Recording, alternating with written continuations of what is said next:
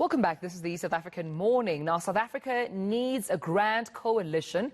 NPO Good Governance Africa says the DA and ANC need to work together, and it believes this will actually ensure services are delivered. Now, political parties have until next Tuesday to set up municipal councils. However, with 66 municipalities and 5 metros having no outright majority, this is easier said than done. So let's discuss this now with Richard Jurgens from Good Governance Africa. Richard, good to have you, and good morning to you this morning. I suppose let's start here. What type of a coalition do you think South Africa needs at this point?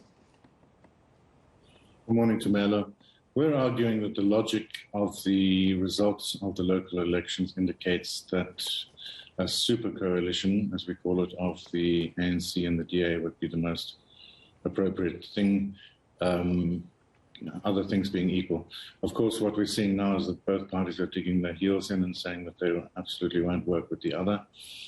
Whether that's really a matter of principle or a negotiating tactic is difficult to see. Meanwhile, we're seeing little coalitions in local municipalities being cobbled together all around the country, or attempts thereto being made. So, yeah, our argument is that the super coalition would be preferable. Of course, it would take a lot of work on the part of the leading parties, but we'll see what they decide to do.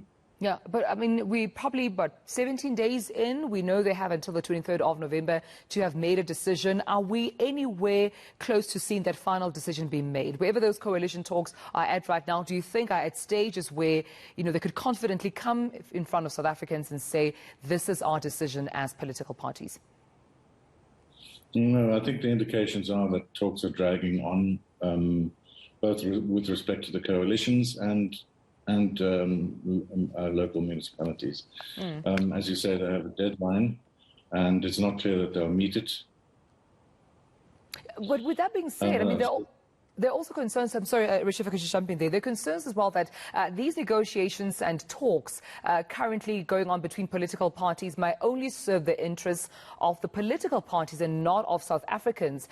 Is there room to be concerned about that, especially as a voter? I think it's a very good question and a very good concern that most people would have. But I think the argument really is that the oppositional politics, the first past the post system that we've seen until now really has clearly not worked. The ANC has hardly delivered services, and the DA has been able to, where it operates, although there are some complaints that they're selective about where they deliver those services. There are issues there. Not easy to deliver services where services have never been delivered before, especially if you're an opposition party. All the same, I think our view is that the overall message of that result was that voters want services. That's the job of government. Yeah. And it's certainly interesting and perhaps even mystifying to us why it is that so many, let's say, organizations around the country, as municipalities, are simply not doing their job. It's what they're paid to do. Right. And with that being said, I mean, I know Good Governance Africa recently, conducted a government performance index. With that being said, what insights does the index then provide for us to take note of? The Government Performance Index is something we introduced for the first time in 2016. We've done a second iteration, improved the methodology, made sure that it applies properly and is scientifically valid. Outline is that the top 10 municipalities, of them 9 are run by the DA, 1 by the ANC. The bottom 10, 9 by the ANC, 1 by the IFP. Of course, there's 205 councils in total, so that there's a large spread of municipalities in between those two extremes. And it's not always clear that the DA or the ANC are better than the other in many instances. The methodology of our survey indicates that actually the actual governing party in power in a particular municipality is less relevant to the overall governance standard than such pressing issues as population density, population size, and the location of the municipality in the country. Of course, what parties do is relevant. We're not saying it's irrelevant. It's just not, there's no direct correlation that we could establish between the two.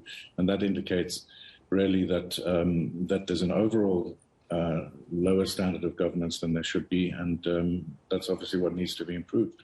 Yeah, and just before I let you go then, Richard, any lessons that you think can be taken from previous coalitions in the country? We know that, coalitions in South Africa date as far back as during Nelson Mandela's administration, deemed one of the first grand, coalitions. We also have seen some in Tshwane, the Nelson Mandela Bay, Metro. Any lessons at this point that should be taken from those coalitions? It's a really good question, Tumelo. I think overall we must realize we're in a second wave of coalition formations. We had the first wave after the last local elections, and we've seen them develop or not develop in many cases until now. I think probably what's happening is that the voters are indicating they want a more nuanced solution than the simple first past the post system. They've seen that opposition politics not work.